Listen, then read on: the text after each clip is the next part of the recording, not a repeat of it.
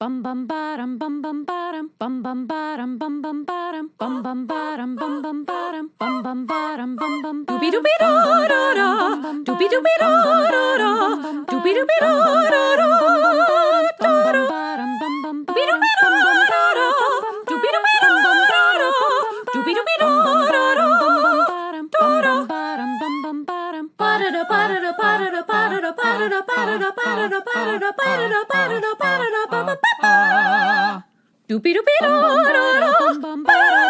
You are now in session with the Comic Book Couples Counseling Podcast. I'm Lisa Gullickson. And I'm Brad Gullickson. And each month we evaluate a different iconic romance within the four-color realm. Brad, what I'm saying is the machine works. Do the listeners know? Yeah, the listeners know. That's great. No, that's not great. Why? I shrunk the listeners. What? And the Patreon listeners, too. Oh, no. They're about this big in our Creator Corner. We are talking to Jason, Aaron, and Mahmud Asrar about Bug Wars from Image Comics. I cannot remember a time in which I've been more discombobulated. You know, I wake up, I check the news, I see that RFK has been confirmed. Oh, God. And then, hey, hold on. Here's the Fantastic Four trailer. Look at this thing. Yes, I love it. Wait. The poster has been done by AI. Oh. 2025 is not pulling any punches. But, like, I've been finding myself going down these rabbit holes, and, you know, I'm getting lost in them, and I'm finding myself drifting into nihilism. But again, I recall the Rachel Pollack quote that we had on an episode a few weeks back. Nihilism is not the last word. The last word is imagination. So I've been trying to find other rabbit holes to pull myself out of these other rabbit holes. And one of these tumbles involved our current theme for the year, our new show's slogan, Comics Will Mend Your Heart. And, you know, I was looking at that Kevin Alvier design that he did for us, and I was thinking about how I actually don't really know when, where, or what the context was for the Jack Kirby quote that is the basis for our slogan.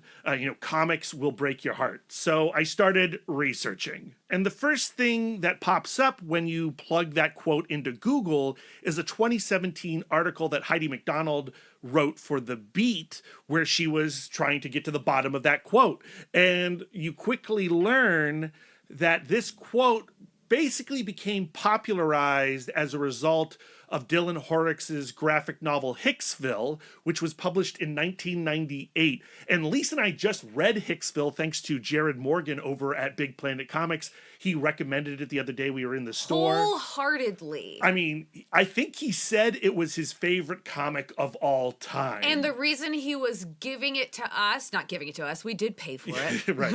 But was because he's like, you don't just love superheroes, you love comics. And so the stakes were high. Yeah. He is our dealer. And he was right. Like, Hicksville is a celebration of comics. It involves a comics journalist going to New Zealand in search of his hero, finding his comics hero, and facing some real humanity. I don't want to spoil Hicksville for you, but if you haven't read it, we both wholeheartedly recommend it. And the Jack Kirby quote of "Kid, comics will break your heart" appears as an epigraph in one of the first chapters. And Dylan Horrocks got that quote from the artist biography of James Romberger in his 1996 comic that was published by Vertigo called 7 Miles a Second. And in that biography, James Romberger tells this story about meeting Jack Kirby in 1982 at a New York comic convention and showing Kirby his art. And the whole quote is this: "Kid, you're one of the best, but put your work in galleries. Don't do comics. Comics will break your heart." Now, Lisa and I don't actually own a copy of 7 Miles a Second, so we don't know the context of how that quote fits into James Romberger's artist biography, but we have ordered a copy and it is on its way. So we will soon know. What's fascinating about the conversation that Heidi McDonald is having in that 2017 Beat article is all the people who then get involved in the comment section. We see people like the Comics Experience's Brian Hibbs, Dylan Horax himself jumps in to talk about it. And as a result of the response to this article, a couple days later, James Romberger writes this whole essay about his experience with Jack Kirby and what that quote means to him. And yeah, we'll include a link to both of these articles, and we'll also include a link to a blog post that Mark Evanier wrote as a response to that 2017 article, where he talked about, as Jack Kirby's production assistant, and the current writer of Gru, I believe, he saw Kirby interact with lots of creators, and he did hear quotes like this all the time. He references a conversation that ElfQuest's Wendy Peeney had with Jack Kirby, where Jack Kirby apparently said that he would spank her if she got into comics. And that quote doesn't make as great an epigraph for Hicksville, I imagine. But what James Romberger's essay is all about is drilling into the implications behind the Jack Kirby quote, "Comics will break your heart." Because we all know the pain that was inflicted upon Jack Kirby and Roz Kirby and his whole family from the industry, and how he bounced back and forth between Marvel and DC, struggled to get ownership of his own art, get rights to the characters that he created and co-created. And just the general history of comics is littered with all these awful stories. Lisa and I have been thinking a lot about Jerry Siegel and Joe Shuster and the creation of Superman.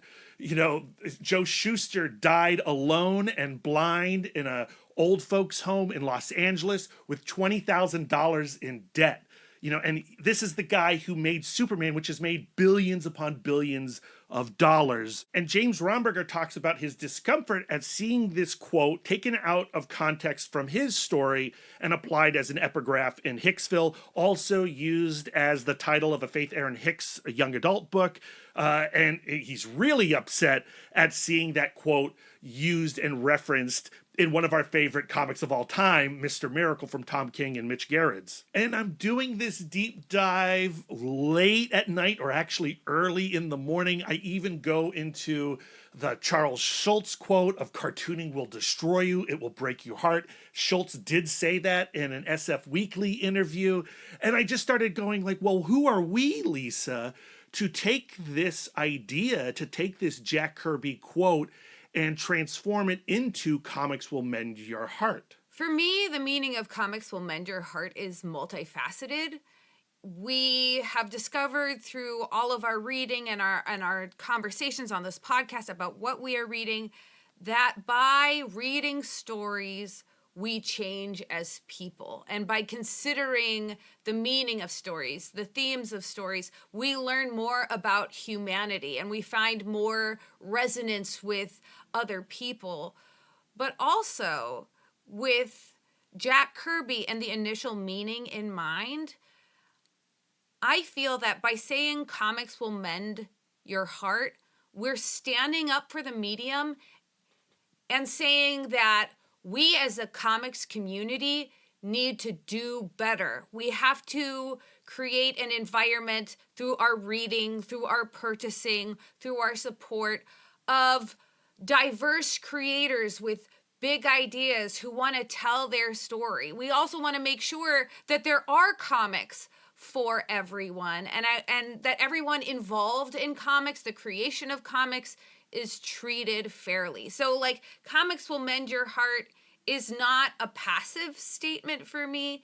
It is very active. It is on us to work towards comics being this really fulfilling and welcoming place to so many readers. Late last year, when we were commissioning Jesse Lonergan and Hassan Atsmani Elhau to do our new logo, we were talking about like, okay, "Comics will mend your heart." Like when that idea popped into our heads, it just felt so perfectly true, because we have found, like you're saying, that in exploring comics and exploring these narratives, this medium, they have been incredibly healing for us. But I wasn't really thinking about your second point there. And now for myself personally, I want to really be more proactive about, like, yeah, comics will mend your heart. That is a promise to help, to aid in making the medium better for more people, for all people. And we've been doing it in small ways. We've been building our community with comic book couples counseling, and we proactively use our platform to feature many voices and many types of stories. And we're working towards even greater inclusivity. And then, in January, we gave the proceeds from our Patreon and our TeePublic to Bink. But like I know that we can do even more.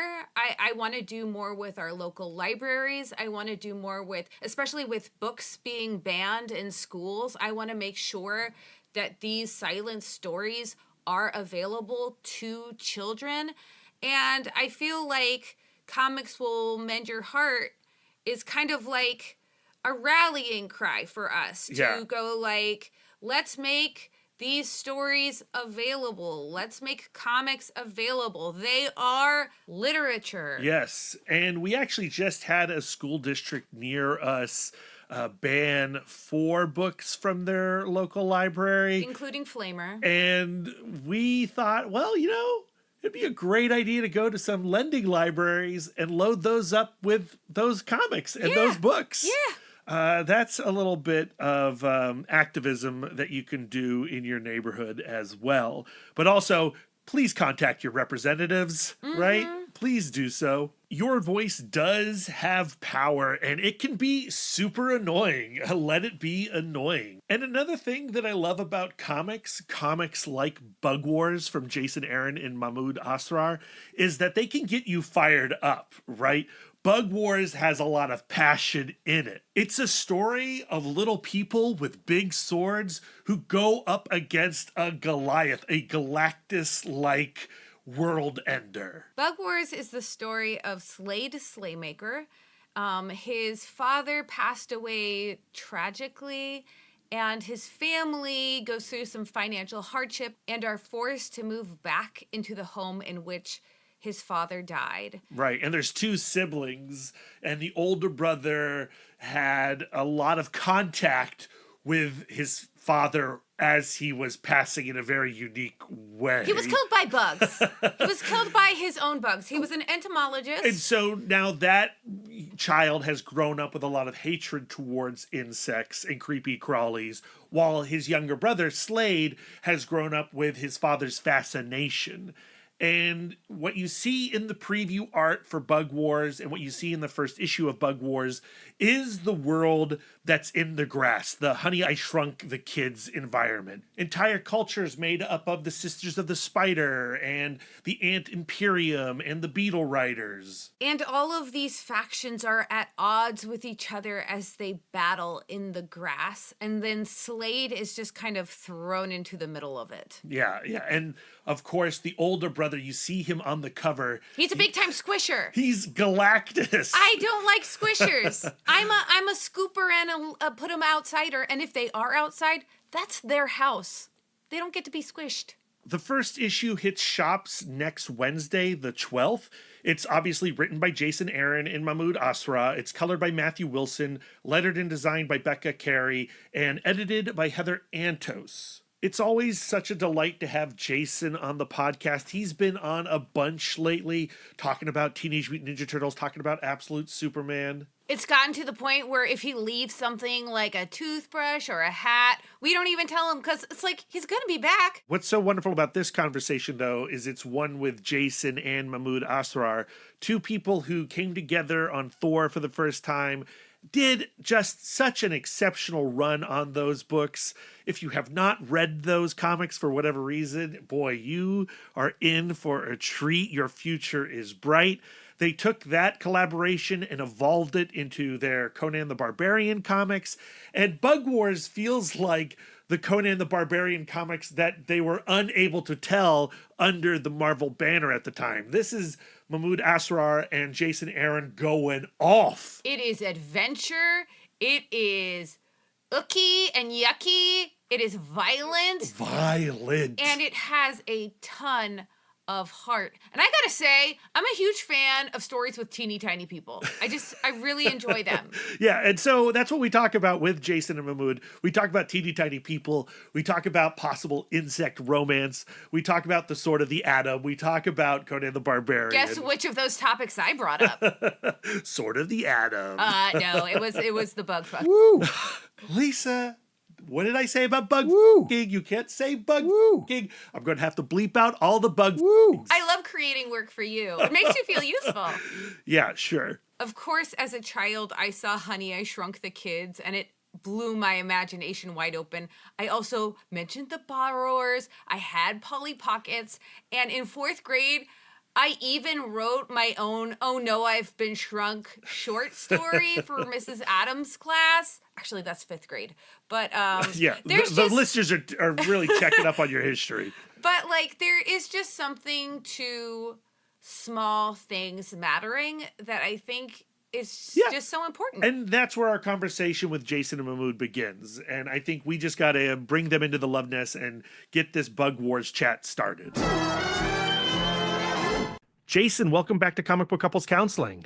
Hey, it's great to be back. We are excited to talk all things tiny and all things barbaric with Bug Wars, especially since you have Mahmud here with us. Mahmud, welcome to Comic Book Couples Counseling. Hey, very happy to be here. Thanks for having me. So this premise, it's part of a long tradition of genre storytelling. I think about Richard Matheson's, The Incredible Shrinking Man. Of course, Lisa and I being of the generation that we are, Honey, I Shrunk the Kids. Or The Borrowers. I love The Borrowers. That's another good one. The Littles. Did you watch The Littles on Saturday morning? Oh, yeah. So what is the appeal of getting small and meeting clans of bugs and creatures? I mean, that's a good question. I think there's a lot to dive into in terms of like why that has been such a recurrent theme over the years, right? Of like both. I mean, we're kind of talking about two different genres. There's the genre of regular sized human shrinks down, goes on an adventure, usually fights, rats and mice and bugs and snakes, now become giant monsters. And then there's the stories of like the borrowers of just civilizations of tiny people that kind of live, in secret among us. And Bug Wars is both of those together, right? So I think for me, that's always been so fascinating because, as a kid who grew up in a small town, grew up in the backwoods, I spent all my time playing in the backyard, running through the woods, following the stream as it wound who knows where.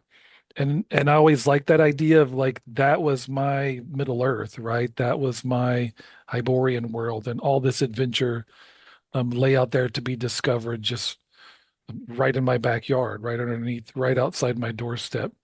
So I think it's like that of like just the idea you can shrink down and suddenly you're in the midst of a whole other world, right? It's the world at a remove, but suddenly you're seeing it in a completely different light. And just that mouse, that lives in your house, or that bug that you find in the backyard suddenly takes on a whole new sort of challenge. So I think Sword of the Atom for me was like the first book I read that sparked that in my brain. And I think literally for 40 years, I've been wanting to do this book. It's a general curiosity, about all these things that are small in our lives, especially when we're small, it conjures up these strange feelings of maybe some sort of empathy, you see these small animals all around, and then you see they live different lives so much differently than ours, so we begin to imagine, how would it be like to be so small and whatever, and how would it be like to be an ant, or maybe a squirrel or something like that. So I think there is an appeal and curiosity mixed with empathy with that, and that's why I think humans have these stories. We keep doing this kind of stuff all the time, and I think I can't remember what the first story that I read in this genre or maybe theme, but maybe the Gulliver's Travels could be one of the first things, where people are smaller, or the opposite. So yeah, that scale difference has been a very interesting thing, I feel.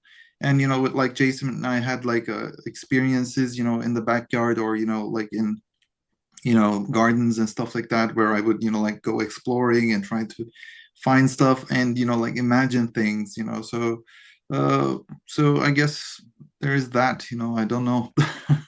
Yeah, I love that point you make about how stories like this are invitations to consider the life forms that are smaller than you. I remember that very much so being the case with me and Honey, I Shrunk the Kids, where Mhm. suddenly you're like, well, that ant maybe has a right to life the way that I have a right to life. Right. That ant is like the best character in Honey, I Shrunk the Kids, A right? hundred You percent. love that ant. Yeah, I think there's something about like the mundane becoming like larger than life and fantastic, right? And I love that idea of just the to me the childlike wonder of it, of a story like Bug Wars is based on that, based on that feeling of walking outside your door and being able to find any of the most fantastical kind of realms you can imagine just right there waiting for you. But this is also kind of the dark and grisly, brutal version of that kind of story. When I think about these, oh no, I'm shrunk stories, I generally think of like in this YA space, That's like a it's great name for extremely. the genre too. Oh no. Sorry. But in this story, you choose to go really hard. If I may quote you, we are going to trample their larvae and Woo. their pupae. I don't think Honey, I Shrunk the Kids ever went that hard. Why I, go so hard with this story? Why do the hard R? I mean that's the I didn't know you'd be reading my own quotes back to me. What is it called? Gotcha journalism. Yeah, Right. gotcha. Well, that was that's one of the Beetle Barbarians who's talking about, they're raiding and attacking an ant hill, and the beetle people and the ant people are kind of age-old enemies. They've been fighting each other for hundreds of thousands of molts, which is how the mites in this yard, um, the mark time is by molts. So clearly there's a lot of bitter hatred there going back and forth. But like, why do the dark version of this? Because we've never seen this kind of story before, right? Like we've seen that, oh no, I'm shrunk kind of story with kids, like Honey, I Shrunk the Kids, and I think that's normally what we would equate this kind of story with. And again, for me, it is very much based on the what I was reading as a kid, the yard I was playing in. This is literally the yard that I played in as a kid. It's like I drew the map of the yard for the story. It's my backyard from when I was 10 years old. So much of it is based on kind of my childhood. But I'm the guy who's written Southern Bastards and The Goddamned, and I've and 100 issues of Thor where we went to some dark places and it was about combining fantasy and horror. And so it's kind of it's this version of me teaming up with that kid from 40 years ago, and we're doing this book together. So I want it to be both of those things. I wanted to have, I mean, the main character is a kid, 15-year-old Slade Slaymaker. He's the one who gets pulled into this. So I wanted to have that kind of fun, imaginative sense from when you were a child, but also, we're at it's the kind of story where like it's not all roses out there in the backyard, right? Like there's a lot of scary things waiting for you. You can't have and something like that is not violent. Like when you actually look into that, like into the lives of bugs or small animals, it seems like their lives feel maybe so insignificant because everything can happen anytime, any moment, and in so violent ways. So I think it comes naturally to actually add that, and it's very easily you can have that in this kind of story. So I think it meshes well. Yeah, it's a brutal world. I mean, a lot of Yeah. flies live like, a week, and that's their lifespan. Ants, a lot of them live just a few months. So the world of the yard is a tough place to try to survive. And I think also like those YA labels, all readers labels, are labels for parents. And I can imagine, a 12-year-old kid finding this first issue and going like, this is my jam. You know what I mean? It has that kind of like sneaky pleasure for like a 12-year-old kid. Like, Oh so yeah, I mean that was me at 12. I mean I was reading Same. Robert E. Howard Conan books, so I was definitely reading a little beyond what I maybe should have been at that age. So yeah, that was maybe. Brad's upbringing. I followed the rules. I went to birthday parties and said, I'm so sorry, I cannot watch a PG-13 movie because I am 12. That's awesome. I took it extremely literally. So in this first issue, to me, I feel like the theme is twofold because, of course, we get the sense of like, we have this false sense of dominion over nature. And when we try to control nature and we think that we're running the show, nature then turns on us and says, who's Sure. exterminating who? Right. But then also with Slade, he feels like he is a person who goes unnoticed. His brother bullies him, but his brother's also seen as emotionally sensitive, so Traumatized. So Slade feels like he has to make himself small to survive. And that's a great point. Yeah. And so I think like just this idea of, yes, he's finding empathy for the animals, but also he has to find empathy for himself. Like, just because I go unnoticed, it doesn't mean that what I'm not up against is not significant. Absolutely. I love the way you put that. I mean, I think, yeah, there's two things going on in this story, right? It's some of it is that just the fun of this kid on an adventure in the midst of this warring kingdoms of bug people, and there is, what the story as the story goes on, you get to see kind of what is his role as he's found this amulet and it's got some connection to his father who died mysteriously, and he of course he assumes he's going to be like he's like Paul Atreides, right? Like, oh, I'm like the insect messiah, right? The truth is like a bit more complicated than that, and some of it is about the fact that when you're looking at man versus nature, there's a billion insects on the planet for every single one of us, right? Like, we are grossly outnumbered in the grand scheme of things. So some of it is just that could be very scary when you're dealing with these civilizations of tiny people who have this relationship with bugs. So like, what is Slade's true role in this equation? And the other thing, of course, is just the personal story of what this kid is going through, right? And his relationships with his brother and his mom.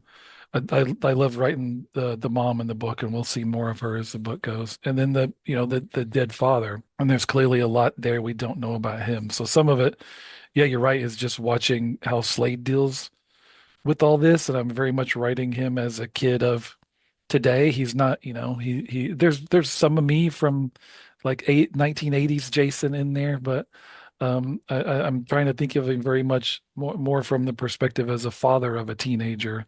Like, I'm trying to write that kind of present day kid, and those present day teenagers have seen a lot, that I had not seen and dealt with when I was 10 years old in the 80s.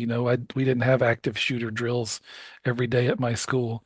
So I'm trying to write him as that kid, and that you're right. Like, Sydney has been through some very tangible trauma, insect related trauma, right? Slade has just been through regular, everyday, present teen trauma. Like, there's a lot of that we kind of gloss over that he's also struggled with. And what's fun about the book is balancing those two universes, really. And Mahmud, can you talk a little bit about delivering on, the bug wars, but also the home life? Oh yeah, there's a big switch between those two. I don't know. I like a challenge. So like when Jason came to me with this idea, I was intimidated because I have a hard time being around bugs, and this came to me, and I'm like, it became like a sort of therapy for me. So yeah, I got over that a bit. and I respect and appreciate them more now. But yeah, going to the drawing subject, I mean, when drawing the wars and battles, it makes things much more difficult because like I have to research all these, like and look into how they move, how they act, how they look in certain different ways and whatever. And then, I have to make them interact, and I not just like one or two of them, like maybe dozens and hundreds of them, so and so it's really time consuming and very uh difficult, I would say, but also invigorating because like it's a challenge, and it makes me feel like I'm solving problems, on the page every time I do it. So like it's a joy, a form of satisfaction, from that. And then when we have the scenes where we're at home or something like that, that becomes sort of like a relief in the sense that now I know what I'm doing a bit more, like it's a bit more of the stuff that I did, where I can actually bring in more drama, like acting and things like that into it, which I truly love, and that's probably what I love most about the story. The heart of the story with the characters and everything, and then how Jason puts that into all of his stories. So I love those two. Like one, I go wild on one side and do whatever I want, be creative and, like bring all the violence or whatever, and, have all the challenges set in front of me. The other side, I get this sort of almost therapy and, working on, like these people and, like acting and, like more emotional stuff in there. So it's such a great combination, I feel. It's not like one or the other, it's like both, and it's in a good balance. So it, it was like made for me. Mm. How do you tackle it from a process point of view? Do you do this, like, do you go through the story chronologically in the creation process, or do you like focus on all the Bug Wars stuff and then the Home Wars, the Home Wars stuff? Yeah, normally, I mean, my way of working is I start from the start, like from the first page and then go until the last. And I don't remember if it was that way, if I did it for the first issue. I think you did, yeah. I think so. Yeah. I don't think I went out of order. That's the way I start with the layouts. I first try to complete all of the layouts of an issue. So like I do the basic page design and see how the story flows and everything, if everything's okay. And then I move on to the actual pages. And then I go from 1 to, like whatever. The first issue is like 37. So like 1 to 37. And it feels a bit more organized to me. Like otherwise I would feel like I left something out, I forgot something. Then like if I did like maybe the second half first, and then I would remember I forgot a few pages before, and then that would like throw me off. So yeah, I think I like going in order.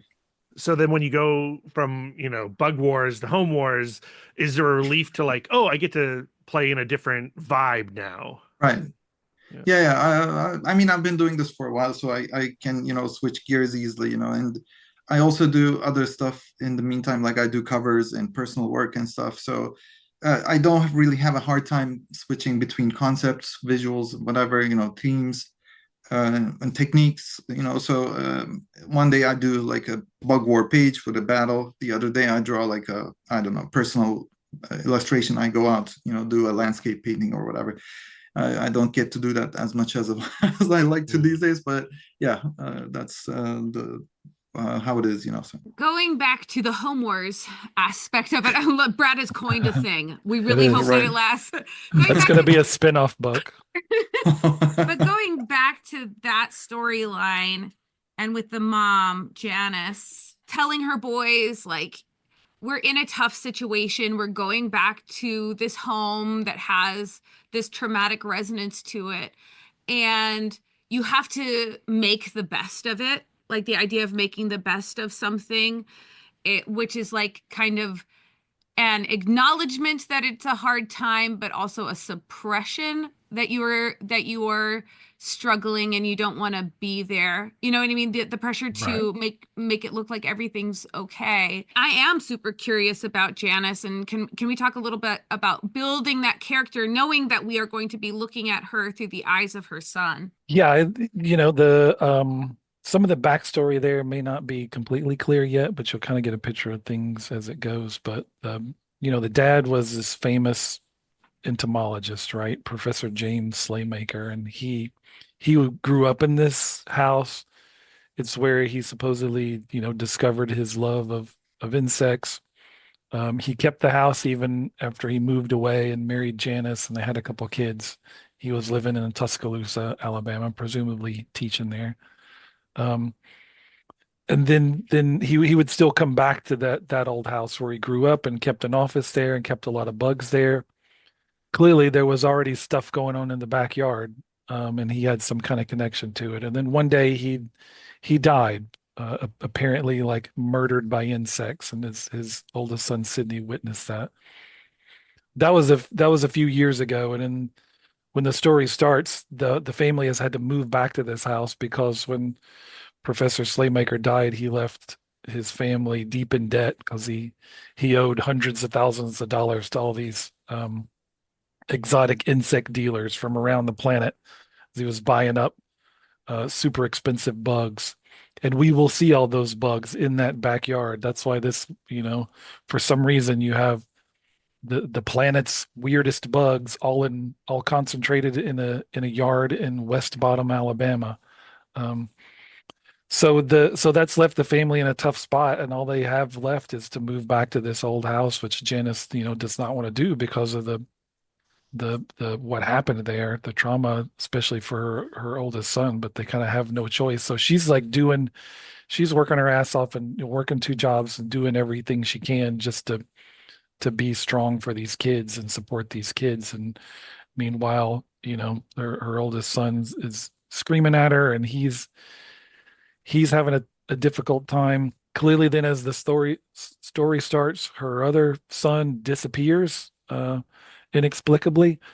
So it's a tough road for Janice. And we with issue one, like you said, it's pretty evenly divided between the bug wars and the home wars, right? Like we open with these huge battle scenes, Mahmud and Matt Wilson doing, it's like 7 or 8 double page spreads, right? Like right out of the gate at the beginning of that first issue. So like giving you the scope of this world and of this fight. And then we switch to kind of the home drama of it before Slade gets pulled into the yard. And then for most of the rest of the book, it's like, we're shrunk down to the size of a bug alongside Slade and what he's going through. But we cut back and see what's happening in the house, what's happening in the real world. And then issue 6, those things come crashing together in a big way. That's still just the beginning of the story for all those characters. Like it is this 6 issue book one, I feel like there's a sense of resolution. It is a story with the beginning, middle, and end. But there are a lot of questions left unanswered by the end of that, including what happened to the dad, like where the these little mites came from in the first place. Why are they here in Alabama? Where do things? What's the future of the Slaymaker family? So it's still just the beginning for us and like what we want to do, explore in this world. So it's a long way of saying Janice has a lot more story to come. It's exciting to hear this as being an ongoing epic narrative, that it has the potentiality, even though this first arc kind of is tied up at the end, that this is a story that could perhaps go on for a very long time. Yeah, I mean, to me, like each arc of something should feel satisfying in some sense, right? And it shouldn't just end with everything unresolved. So we want this first 6 issues to feel like a satisfying chunk and feel like we gave you a tour of the landscape of this world and showed you some of the different locations and the different factions that you'll meet there. While still teasing, a lot of we've got a map, in issue 1 design that I drew really poorly and then Becca Carey made pretty. And that shows you there's still parts of the yard that are unexplored. And so we still leave a lot of stuff to that we can play with going forward, and not just the story of Slade and his family and their connection to the yard, but you also meet a lot of other characters, other mites who live in the yard, like Wista, the Spider Witch, and Krim, who's the war daddy of Swarm City, who's one of the Beetle Barbarians. You meet Puss, who's one of the leaders of the Waspirators. So there's a lot of other characters that you meet that also I want to do stuff to explore them, like just build that world. So you'll see us doing both. You'll see us continuing to tell the story of the Slaymaker family and also doing side things, just exploring the rest of that landscape. And I love the cover of the first issue too, because that is a peek into the future of this story. And Mahmud, I love the way that you incorporate Sydney as this looming doom in the Right. background of that cover. We don't want to spoil stuff, of course, but yeah, since he hates bugs, and he has a hard time with all the bugs in the backyard. So yeah, he's got beef with them. So he is, some sort of Galactus to all these, as Jason once put it, to these people, so yeah, he's like a destroyer god for them, I would say he has a legitimate gripe, right, with the bugs, For right? sure, Like yeah. his anger is very justified. But yeah, he takes it he maybe takes it too far a couple times. I'm excited to see Slade recalculate how his father loved bugs, because he presumes like, oh, I'm the opposite of my brother. My brother hates bugs, and I'm like my dad. My dad loves bugs. And then he is going to find another way to empathize with the bugs that I think will be a departure from this kind of relationship with his dad that he thought that he had. Yeah, that's a good point. I think he does. His relationship with bugs clearly becomes more complicated over the course of this story. I mean, Slade initially he's never been in a fight in his life. He's never killed anything at all, not even stepping on a cockroach, right? Like he's the kind of guy, if he finds any sort of insect in his house, he's gonna like pick it up and carry it outside safely and set it free. And he's put in a situation where if he's going to survive in this world, let alone if he's going to fight the fight he needs to fight in order to literally save his family, he's going to have to kill a whole lot of bugs and a whole lot of tiny bug riding people, whether he wants to or not. So yeah, that's gonna make his relationship with bugs much more complicated than it was before, and he will also, as that fight goes on, start to understand more of his father and what his father's role in all of this was. Clearly, it was more than just him being, an entomologist and writing books about insects. Like he had some much deeper connection to the yard than his family ever knew. Yeah, I've been thinking about Sword of the Atom and how, when Ray Palmer gets stuck 6 inches tall in the Amazon and he discovers this alien race living small like he does, and you start to think about the mites and like, well, what are the mites? Because it's bug wars and there's beetles and ants, but then there are people riding the beetles and ants, these mites, and what's their origin? A lot of possibility there. There are, and yeah, I mean, their relationship with the insects is different depending on the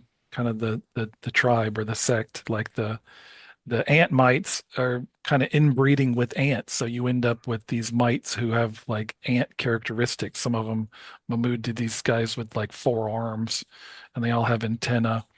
And so the beetle riders are just kind of, they're the barbarians of the yard, and beetles to them are like horses. But in terms of the question of like, yeah, where did these guys come from? How long have they been here? We drop teases as things go along. There's references to like the first hive and references to the end bug and all the end bugs and all these. There's a bigger mythology there somewhere. But we only give you kind of teases of that, and you don't get the full answer just yet.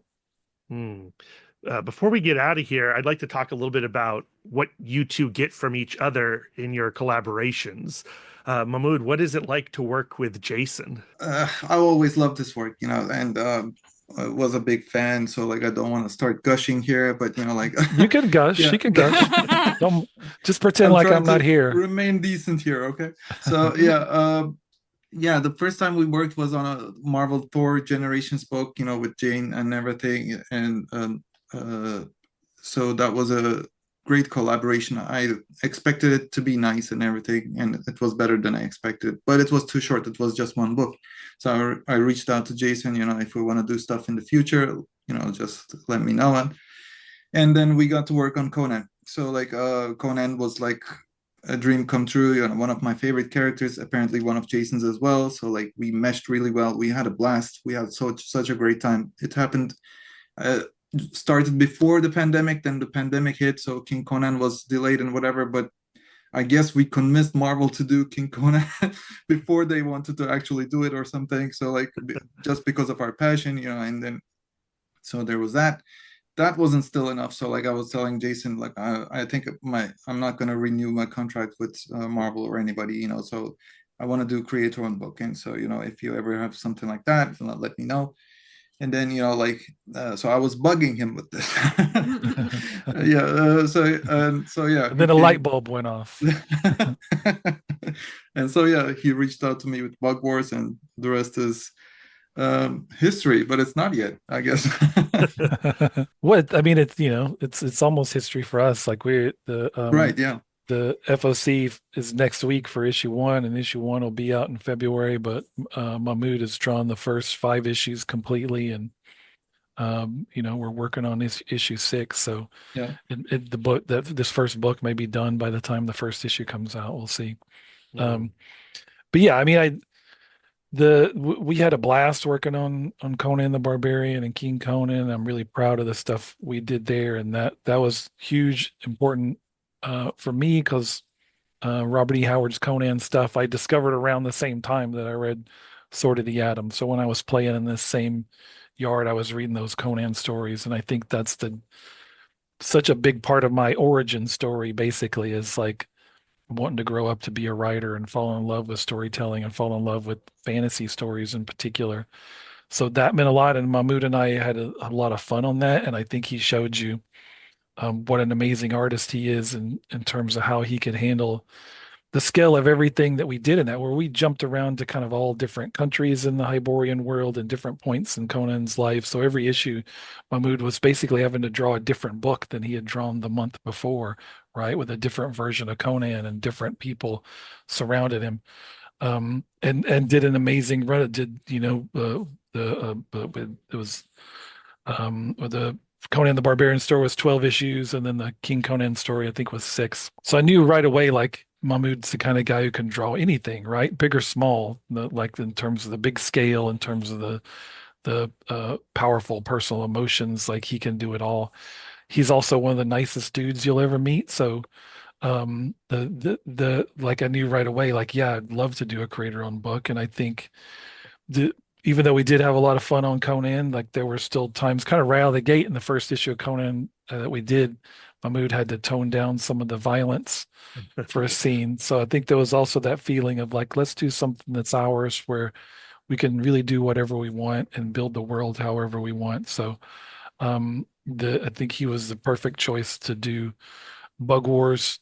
And I think again, you see that right out of the gate in that issue 1, which I think is some of the best looking stuff he's ever done. And putting he and Matt Wilson back together, the team from Conan, it's just to me like a tour de force for those two guys over the course of this 6-issue story. And then you also get Becca Carey, who I think is one of the best letterers and designers working in comics today. She's so good. I told her she's sort of thoroughly ruined me for everybody else, and I just want to work with her. And she does do Absolute Superman as well. So I've got her on 2 of the main books that I do, which is great. And then Heather Antos is our editor.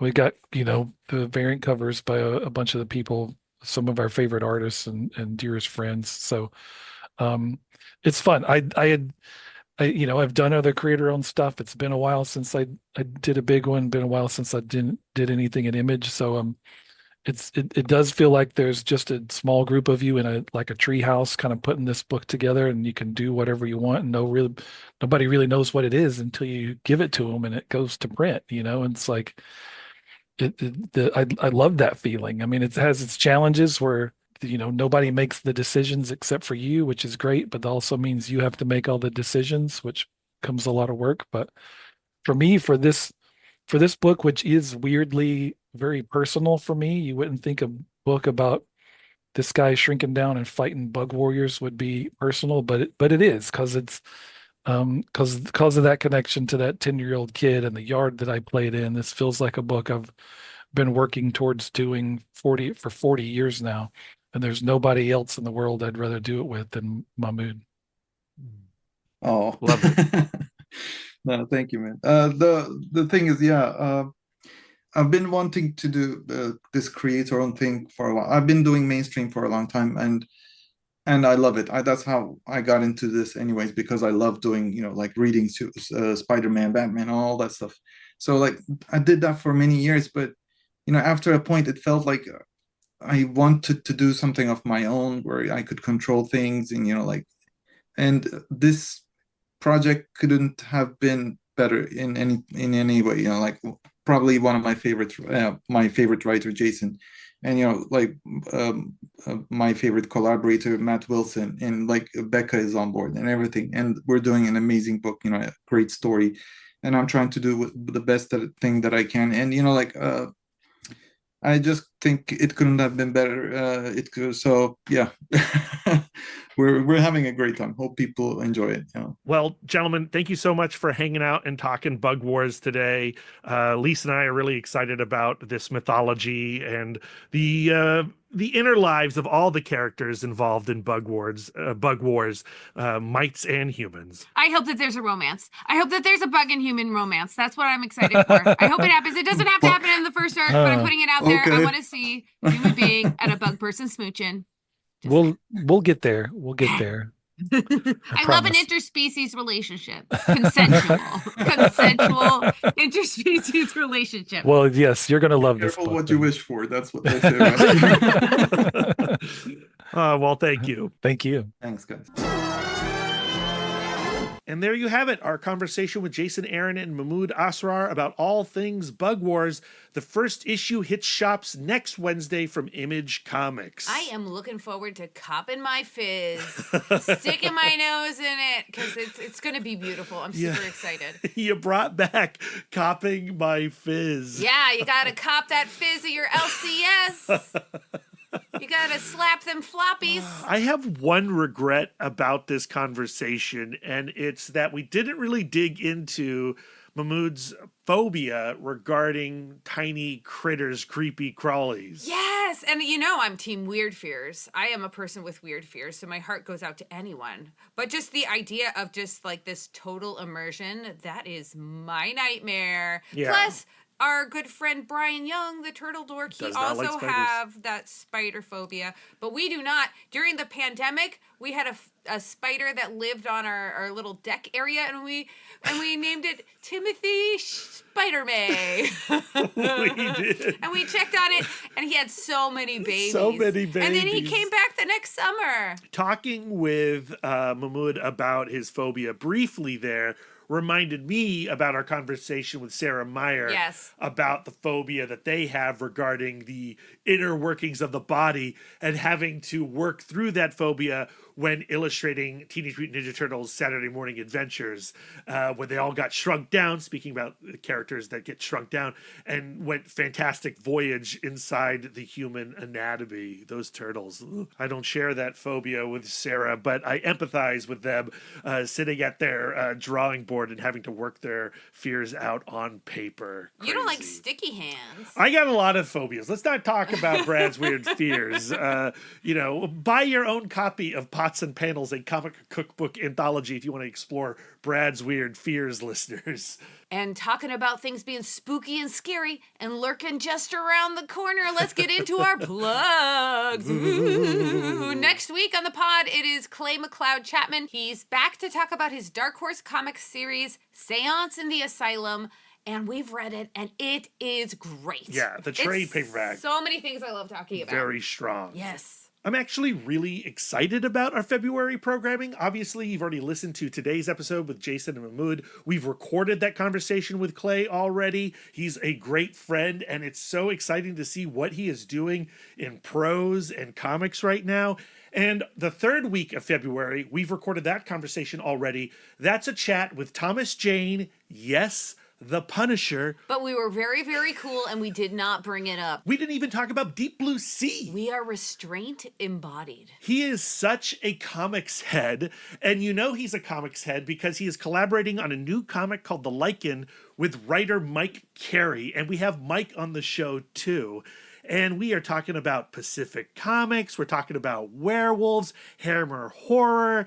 It's such an in-depth conversation. You guys are gonna love it. Then we have our Patreon. We already mentioned that we have Jason Aaron back in the Love Nest, this time to talk even more about Absolute Superman. And we have our next episode of Married to Singles. These are the episodes where we talk to a comic book creator about their favorite single issue. This episode is with Eamon Winkle, the amazing artist and our friend. And he's like a guts guy. He's like the horror guy. And the issue that he picked was the one where Peter Parker goes to see a baseball game in the spirit of his dead uncle. Yeah, and it is so sweet and so personal. Peter Parker, Spider-Man, Volume 2, Issue 33, which was published in July of 2001. Really fun to go back to that era of Paul Jenkins' Spider-Man comics. We also have a new episode of Support Your Local Comic Shop. This is with Eric Jones from Four Color Fantasies. If you've been listening to us at all for any amount of time, you've heard us talk about this store in Winchester, Virginia. It is amazing. You're going to want to know their secrets. And that Patreon episode is open to even our free subscribers. You don't even have to give us $1. Yeah, and we're going to be doing one retailer appreciation episode a month going forward. Next month, or actually this month, we're going to be talking to Zach and Aaron from Now or Never Comics in San Diego, California. And then in March, we're talking to Patrick from Challengers in Chicago. So fun. And actually, my sister was on a plane because she travels with her improv group to do shows. And she saw someone reading a comic book, and she's my sister. So she's like, hey, I have a podcast to recommend to you. And he's like, I already listen, and also I am a Patreon subscriber, so thank you, Mark, for making me look super cool in front of my super cool big sister, Teresa. Amazing. So, the world is small, and it's reading comics and listening to us. Weird. And our final plug is to remind everyone that this Sunday, the 9th at 5 o'clock at the Alamo Drafthouse in Winchester, Virginia, we are screening Conan the Barbarian with Four Color Fantasies. They're our co-sponsors. And this screening is going to benefit the Douglas Alumni Association, which helps educate and aid graduating local high school students. And guess what? Jim Zub, the writer behind the Titans Comics Conan the Barbarian series, is doing a virtual introduction, and it is the virtual introduction to end all virtual introductions. There's special effects, there's star wipes, there's clips. It's incredible. He put Guillermo del Toro to shame because his video was just him at 4 a.m. in a hotel room in England. Yeah, but okay, like Jim Zub and Guillermo del Toro, those are our best virtual intros so far. Although I really loved Scott Snyder's Mask of the Phantasm virtual introduction. Christian Ward did 3 for us for the Dark Knight trilogy. Dan Scotty's Flash Gordon intro was incredible. We had Trad Moore in person for The Mask. If you're not coming to the Alamo Drafthouse Winchester for our comic book film club, you're missing out. Get on a plane, get in a car, cross state lines. Join us this Sunday at 5 o'clock for Conan the Barbarian. Bring your kids if you want them to see boobs. Okay, Brad, it's time for me to get off this thimble that I was standing on so that my tiny mouth could reach this enormous microphone, and then I'm going to go to a matchbox to tuck myself into bed. Okay. So where can our listeners send their words of affirmation to you? You can find me on most social medias at Mouthdork, although I'm spending most of my time these days on Blue Sky. If you have words of affirmation for our logo, send them to Jesse Lonergan at Jesse Lonergan on Blue Sky or on Instagram, Jesse.Lonergan. Lisa, where can our listeners send the words of affirmation to you? I'm always accepting words of affirmation at Sidewalk Siren on some social medias. If you'd like to spend more quality time with us, you can subscribe to us on Podbean, Spotify, YouTube, Audible, Apple Podcasts, or whatever app you choose. We're everywhere.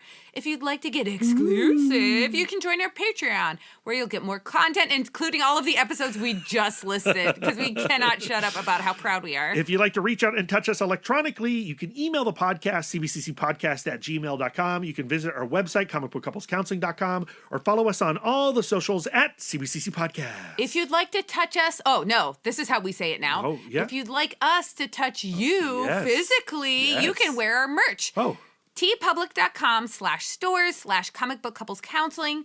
Divided by hyphens, we have the Comics Will Mend Your Heart t-shirt designed by Kevin Alvier, and our logo t-shirts with the logo drawn by Jesse Lonergan. Oh, we already mentioned that. Yes. And yeah, we mentioned those people. it's my turn, Lisa. Okay, you go. You can give us the gift of 5 stars on Audible or Apple Podcasts.